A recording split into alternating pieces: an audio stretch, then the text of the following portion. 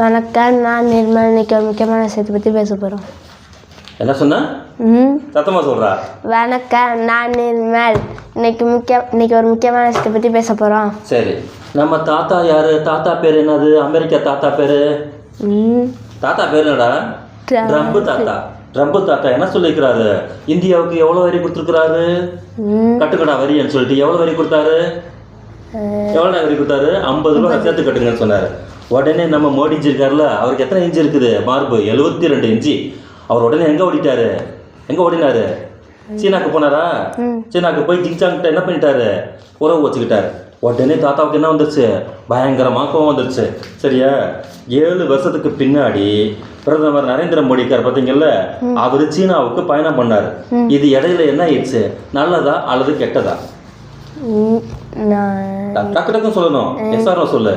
சீனாவுக்கு போனாரு, நல்லதா கெட்டதா? நல்லது. நட்புறவை வழிபடுத்த வகையில் இது இருந்துச்சு.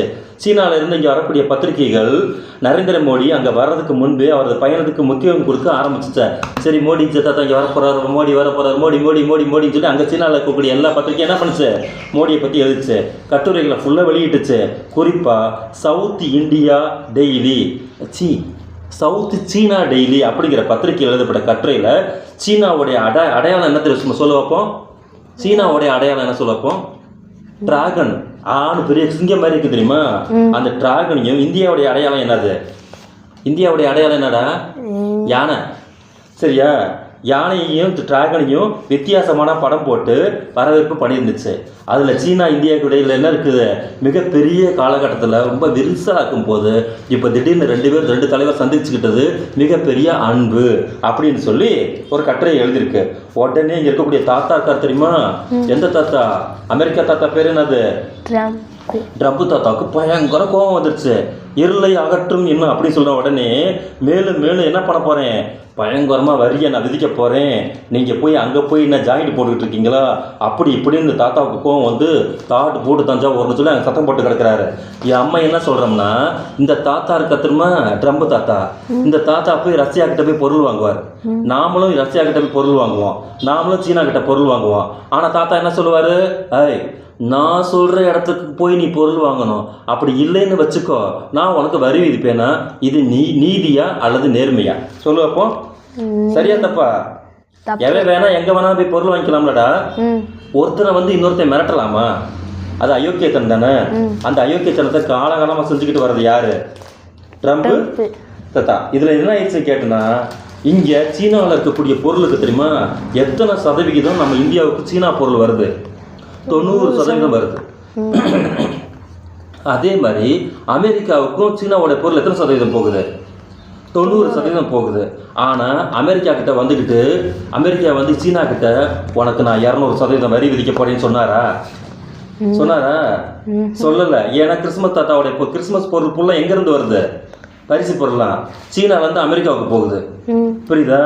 அதில் ஆப்படிச்சு விட்டுருவாங்கன்னு பயந்துக்கிட்டு தான் அவங்களுக்கு வரி இல்லையா, நாம் இந்த இவரை போய் சீனாக்காரரை பார்க்கணும், உனக்கு நான் வரியை இன்னும் பயங்கரமாக ஏற்ற போகிறேன்.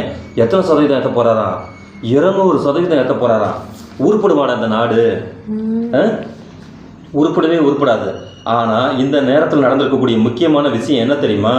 சீனா கிட்ட போய் வம்பு சண்டை எடுத்துக்கிட்டு இல்லாமல் போய் உறவு வச்சு பேசி விலையை குறைக்கக்கூடிய வேலையை மோடி செய்வாருங்கிற நம்பிக்கையில் எல்லாருமே காத்துக்கிட்டு இருக்காங்க. நீ தானே காத்துட்டு இருக்க, நாமளும் தான் காத்துட்டு இருக்கோம். அதனால அவர் என்ன சொல்லியிருக்காரு? பரஸ்பரம் நம்பிக்கை அடிப்படையில் 2 நாடுகளுடைய உறவையும் முன்னெடுத்து செல்வதில் இந்தியா உறுதியாக இருக்கிறது. இது நான் சரியா தப்பா? சரி அப்படின்னு சொல்லிட்டு நாங்கள் நட்பின் வாசலை தாராளமாக திறந்து வைத்திருக்கிறோம் அப்படின்னு சொன்னாரு. இது சரியா தப்பா? சரி.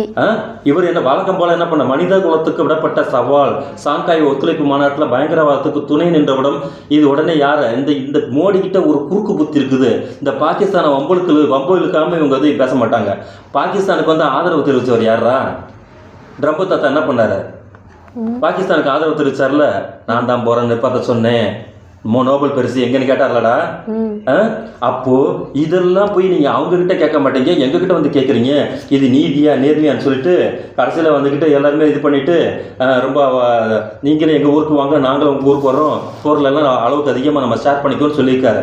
பெரிய ஆபத்தில் சிறிய ஒரு மாற்று உதவின்னு சொல்கிறோம் பார்த்தீங்களா, அந்த மாதிரி தான் இந்த விஷயத்த எல்லாரும் பார்க்குறாங்க.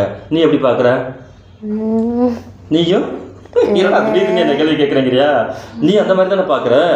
பெரிய பெரிய பிரச்சனை நடக்கும்போது நமக்கு உதவி செய்கிறவங்க நம்ம என்ன பண்ணணும்? நன்றியோட நினச்சி பார்க்கணும். சரியா? நாளைக்கு இப்படியே தலையாட்டிக்கிட்டே ஒரு வீடியோ போடு. உனக்கு கழுவி ஊத்துறாங்கடி கமெண்ட்ஸில். என்ன பேசவே மாட்டேங்கிறான், பின்னாடி ஆடியோ வாய்ஸ் மட்டும் விட்டுட்டு இருக்கிற, அவனை பேச சொல்லியான்னு சொல்கிறாங்க. நாளையிலேருந்து நீ தான் பேசணும். சரியா? ரைட்.